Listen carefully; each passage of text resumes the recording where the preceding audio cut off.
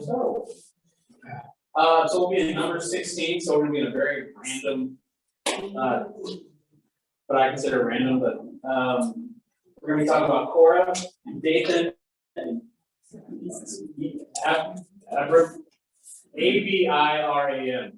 Abiram, Abiram, Abiram, just give it to me, Chad, like Abiram, all right. Korah, Dathan, and Abiram. What? Oh, thank you. I'm working on it. It's my postmodernism phase. He's quiet though. You said number 6. Numbers chapter 16.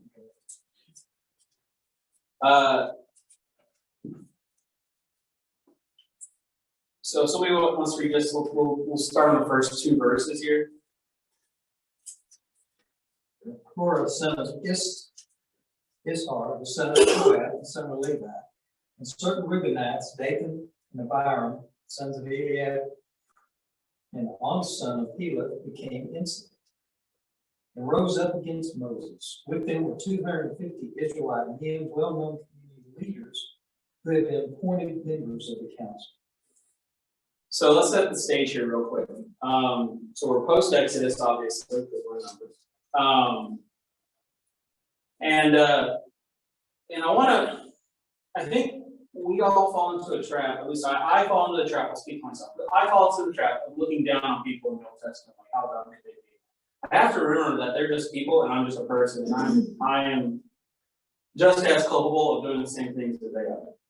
And so I want to preface that. Now, the 3 guys we're talking about, Dathan, Abiram, and Korah, are mentioned here. So is somebody called On. We don't ever hear from him again. So maybe he repented. Maybe he realized that maybe this isn't such a good idea, or maybe he's just one of the 250 later. But really, we're going to focus on the first 3. And so to do this, we're going to have to give a little history lesson. So Korah is a Levi, and Levi's do what? Priests, right?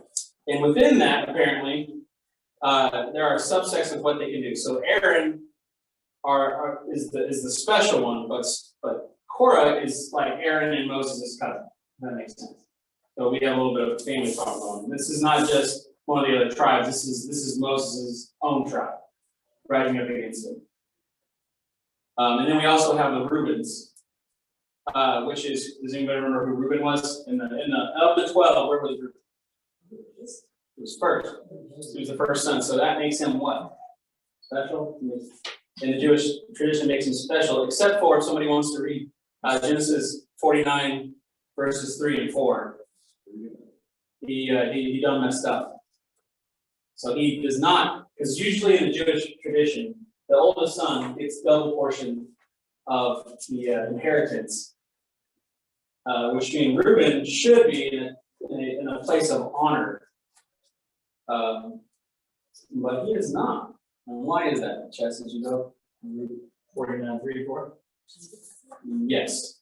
Reuben, you are my firstborn, my might, and the beginning of my strength. Preeminent in dignity and preeminent in power. Uncontrolled as water, you shall not have preeminence, because you went up to your father's bed. Then you defiled it, he went up to my couch.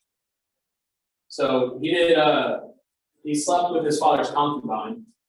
And so Jacob took that away. Jacob took it away and gave the double portion actually to Joseph's sons, Manasseh and Ephraim. If I'm saying that right. So now we've set the stage of some very unhappy people. So if somebody wants to read, we can break this up because it's a lot of verses. So if somebody wants to read verses 13, or I'm sorry, no, number 16. Let's start verse 3, and we'll go through, let's go through 7. And then somebody can pick it up and go from 8 through 14.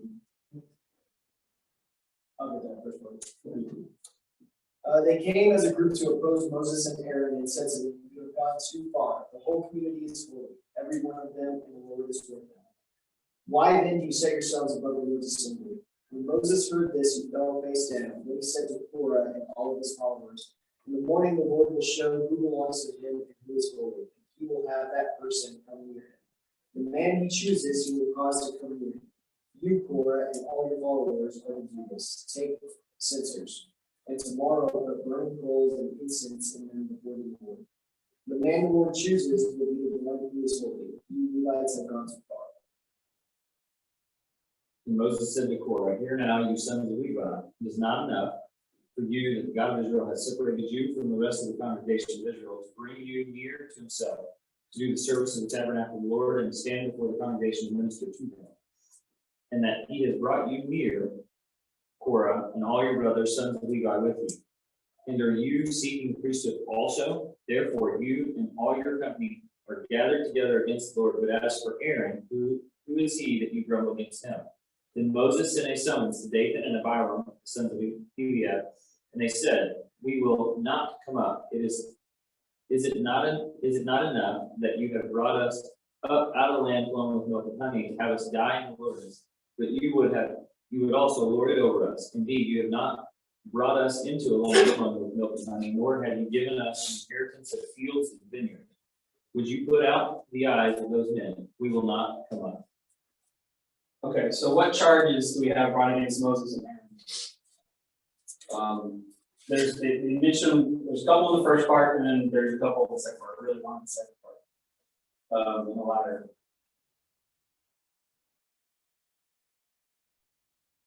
The charges are they brought them out, now they're Alright, going to starve. so that one's a little sarcasm, isn't it?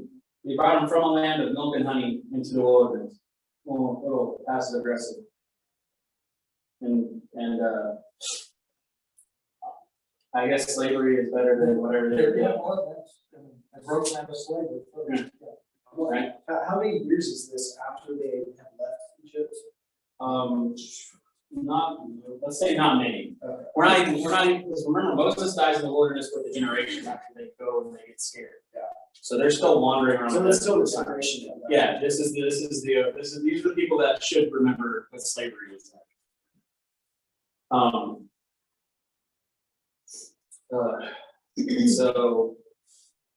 So yeah, this is fun. And then so what do they leverage against Moses himself, basically? They say you have gone too far. Literal translation is you've taken on too much. You have put too much on yourself. And Moses actually references that later and says, you have gone too far. And he says it in the exact same way. To them back, basically saying, you have taken too much. And he says, you have gone too far. The whole community is holy, right? Why are you special, basically? Every one of them in the Lord is with them. Why then do you set yourselves above us, or above the Lord's assembly? Basically saying, if we're all chosen people, if we're all God's chosen people, why are you so special?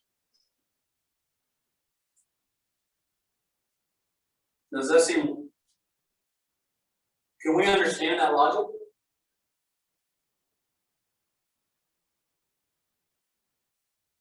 Now, I don't get the sarcasm of you took us from a land of milk and honey, but I can kind of understand the sarcasm, or the point here saying, well, if we're all special, why are you most special?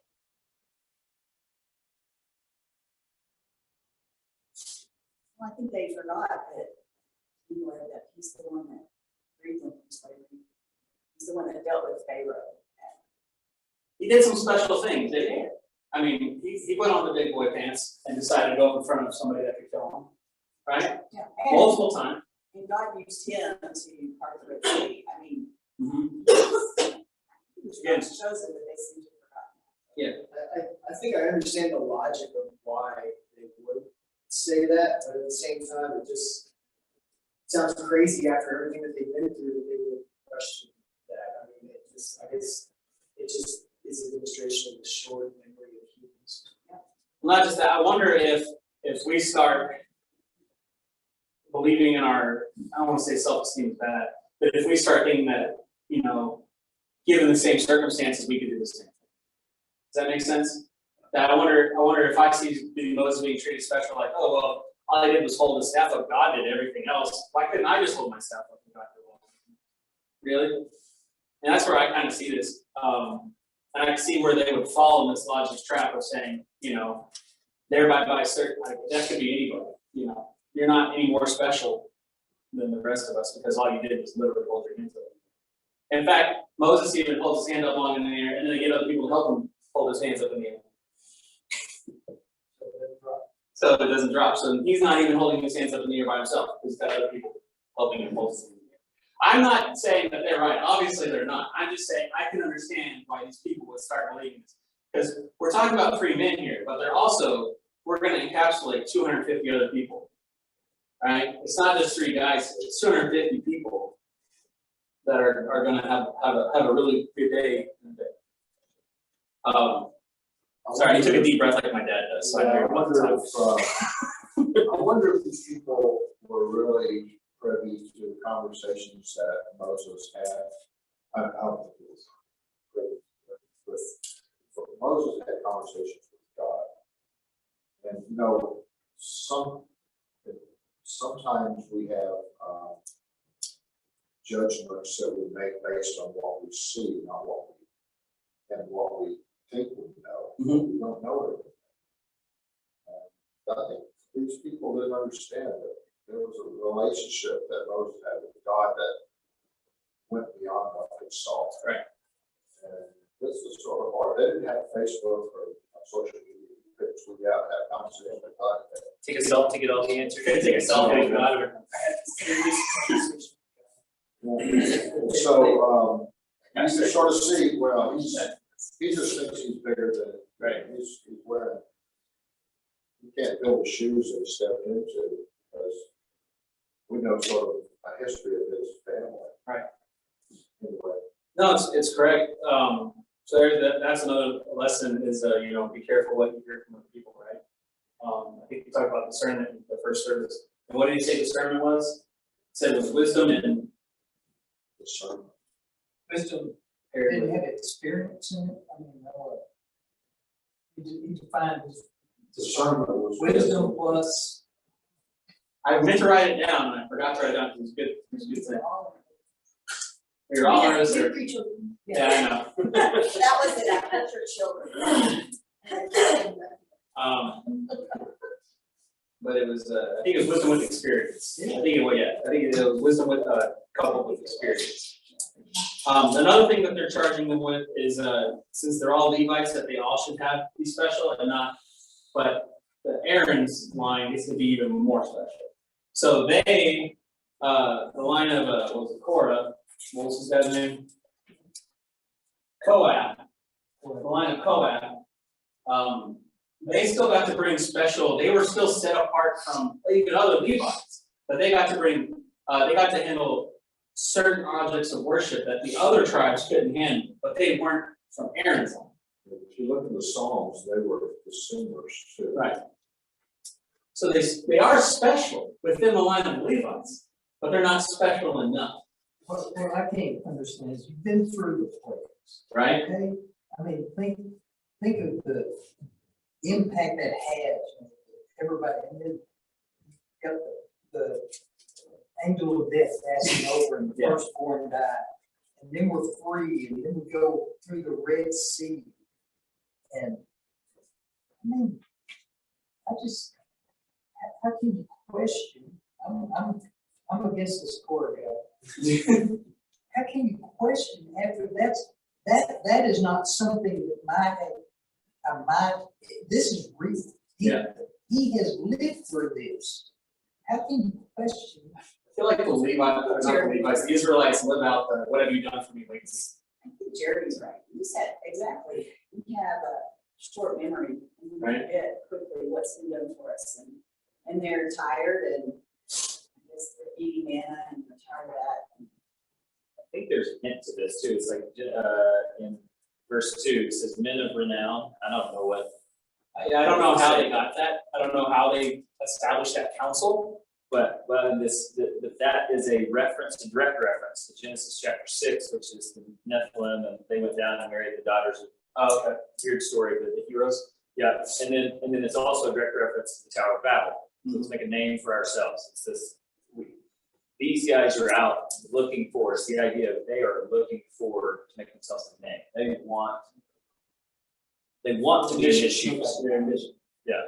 And then the other thing they do is with that sarcasm, they are, accusing Moses directly of bad leadership. Not just bad leadership, but of lording it over. I got that problem.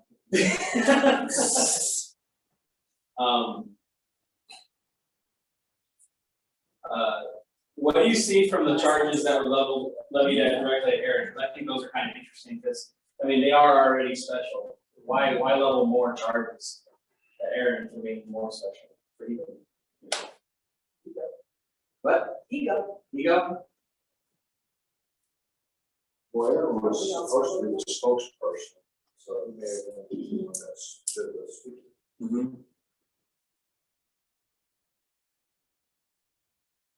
They just refused to say, we will not. Right. So that's where you get the story. This is, I teach a class called Change Management. And one of the things that happens is when you go from point A to point B, but it can be good change or bad change. You go from being single to being married, being, not having kids to having kids. You can, of course, you go the other way around. And what happens is, the change happens, but people generally have a transition period of time. They've got to adjust to this. And all of these things happen on the underside of the change, which is grief and loss of territory, loss of esteem, and things change. So let's say that you would go from being a couple and you have a kid. Usually you could say, let's go get a pizza. Now you've got a baby.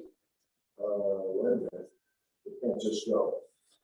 You have to think about something. We lost that ability. And I'm thinking in some cases, this is some of the stuff that's going on here with these people. They had some esteem, even in slavery, more than likely. So And they're losing that. They're losing. They want to go back. So they have. So let's see the conclusion of the story. Let's see how it works out for these people. Probably pretty good, right? Usually happens when you go get stuck in one. All right, so if somebody wants to read 8 through 11, I'm going to try to hit the Cliff Notes version here because it's actually a lot of verses. The whole story is. So if somebody wants to read 8 through 11, 8 or 8. Sorry, no, we did 8 through, okay, sorry. Okay, so read 15 real quick. And Moses became very angry and said to the Lord, do not accept their offering. I have not taken so much as a donkey from them, nor have I wronged any of them. So then, so we go down to 28 verse 30, or 28 to 30, real quick. Then Moses said, this is how you will know that the Lord has sent me to do all these things, and that it was not my idea. If these men die a natural death and suffer the fate of all mankind, then the Lord has not sent me. But if the Lord brings about something totally new, and the earth opens its mouth and swallows them with everything that belongs to them, and they go down alive into the realm of the dead, then you will know that these men have treated the Lord with contempt. Keep going. Oh, okay. Let's go down to 35. You want to read all the way to 35? Sure. As soon as he finished saying all this, the ground under them split apart, and the earth opened its mouth and swallowed them and their households and all those associated with Korah, together with their possessions. They went down alive into the realm of the dead with everything they owned. The earth closed over them, and they perished and were gone from the community. At their cries, all the Israelites around them fled, shouting, the earth is going to swallow us too. And the fire came out from the Lord and consumed the 250 who were offering the incense. Indiana Jones. A little bit. Yeah, I watched it. Yeah, a little Raiders Lost Ark. Something new. I like when I think about that word term, something new. I was like, God keeps showing them really cool stuff that they've never seen before, and they still have short-term memory loss. So he shows them something new again, right? If they die like normally, then don't worry, then I'm wrong. But if something happens that you probably never seen before, then yeah, Oh, man, he told them what was going to right. You said that, I mean, the verse 41, I don't know if you're going there, but like, verse 41 says, but the next day, all the congregation of the sons of Israel grumbled against Moses and Aaron. No, we're not going to the grumbles, we're not going to the moments and grumbles. Killed Like, The next day. No, we could continue on with the Israelites and the short-term memory loss. But, so one of the lessons they have for us here is one of content. Even though Korah came from a dignified family line, he was not content with the gifts that God already disposed.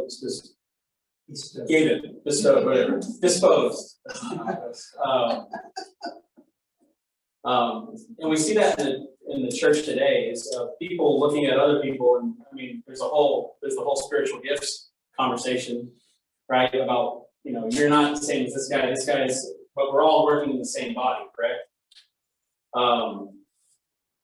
And I think for me, that was one of the big ones for me, because 2 weeks ago I was talking about my new job and how not content I was with it.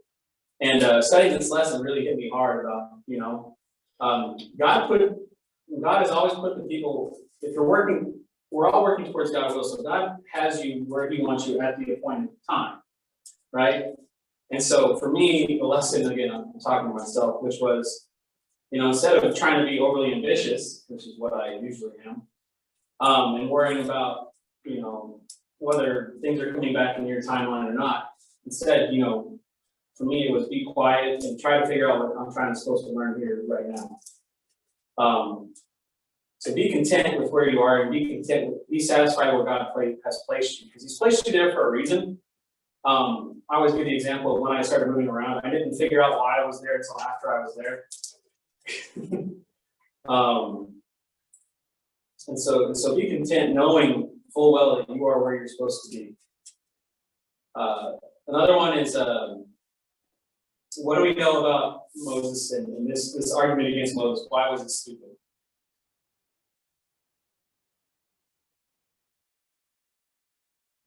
Moses on the winning side. Yeah. Well, yeah. Well, I mean, they're questioning why are you so special? It's like, well, God chose them to front. Can somebody go to Hebrews chapter 13, verse 17, and then somebody else go to 1 Timothy chapter 5 and 17 through 18?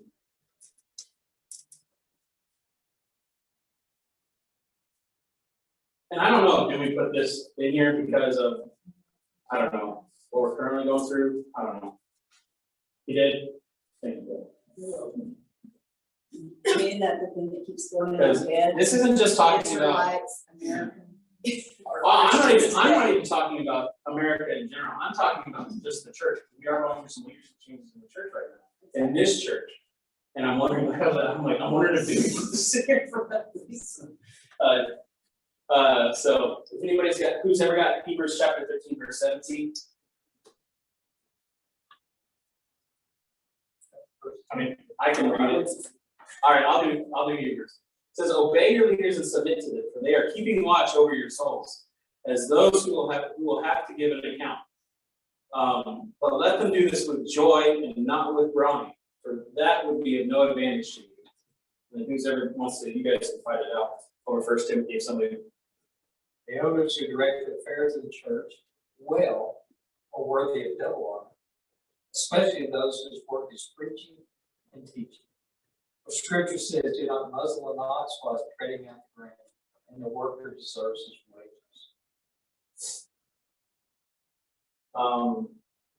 Which verse is you on? Is that What's that? 19?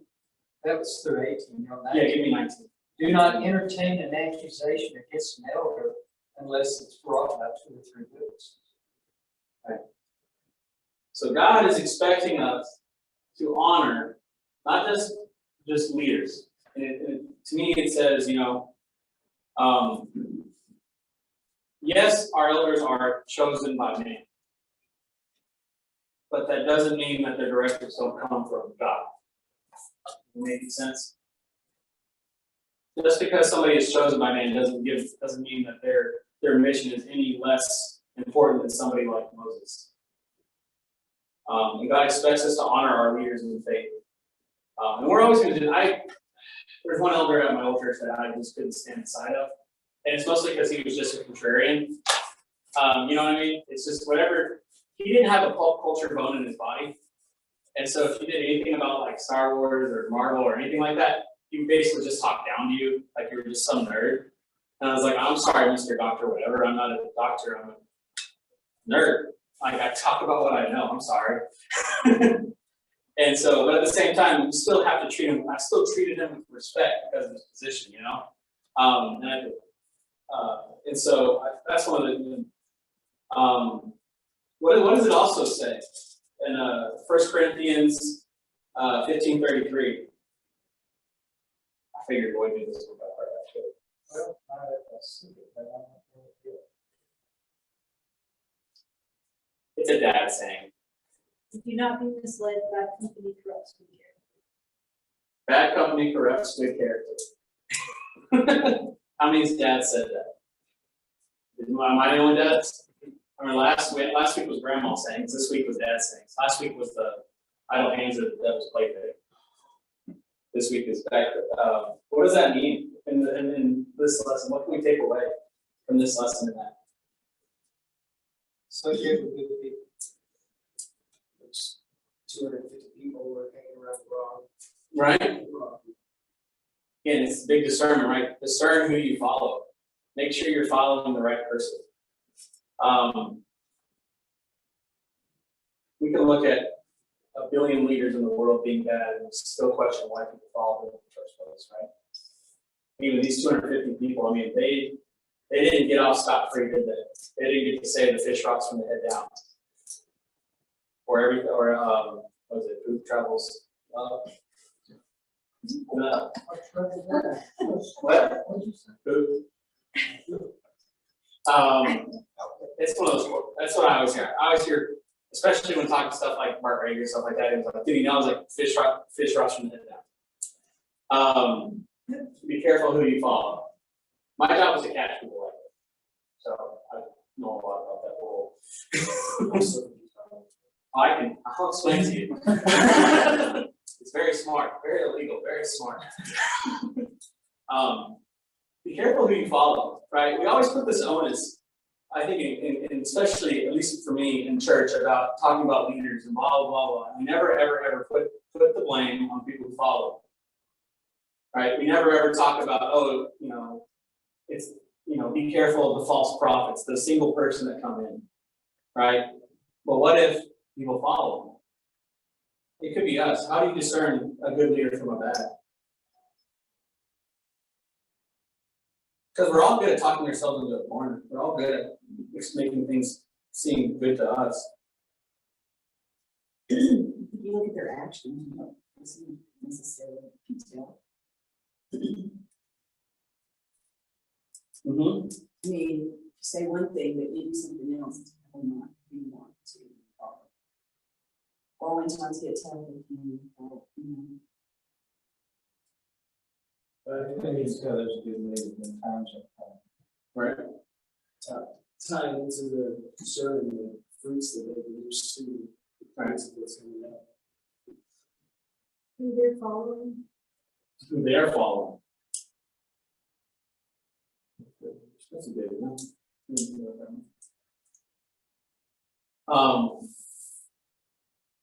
We've got 2 more minutes. So let me get to Philemon, or I'll read this. This is from Philemon's chapter 2, verse 3 through 4. It says, do nothing out of selfish ambition, so we have this ambition, or vain conceit, rather humility.